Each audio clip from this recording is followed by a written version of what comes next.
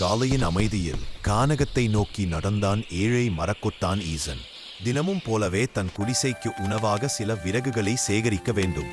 வாழ்வின் பாரம் அவனை களைத்தும் நம்பிக்கை தினமும் புதிதாக உதித்தும் வந்தது. அன்றைய நாள் காடு வழியில் அவன் ஒரு வயதான சந்நியாசியை சந்தித்தான். முகத்தில் ஒளி, கண்களில் அமைதி. ஈசன் வணங்கி நின்றான். ஏன் இவ்வளவு சுமையாக வாழ்வது என்று சந்நியாசி கேட்டார்.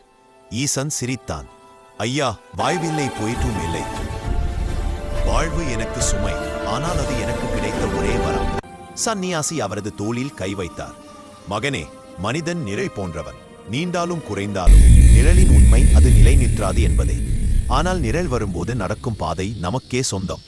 அதனை நேர்மையால் நடந்து சென்றால் வாழ்வின் முடிவு பயம் அல்ல.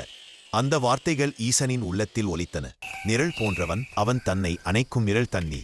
அந்த வார்த்தைகள் ஈசனின் உள்ளத்தில் ஒலித்தன. தன் வறுமை மரணத்தை அணைக்கும் நிழல் போன்றதே. ஆனால் ஒழுக்கத்துடன் வாழும் திறன் அவனிடம் இருந்தது. மாலை வீட்டிற்கு திரும்பும் போது ஈசன் மனம் லேசாக இருந்தது. அகர் முதல் எழுத்தெல்லாம் ஆதி பகவன் முதற்றே உலகு என்ற பழமொழி அவனுள் மீண்டது. எல்லா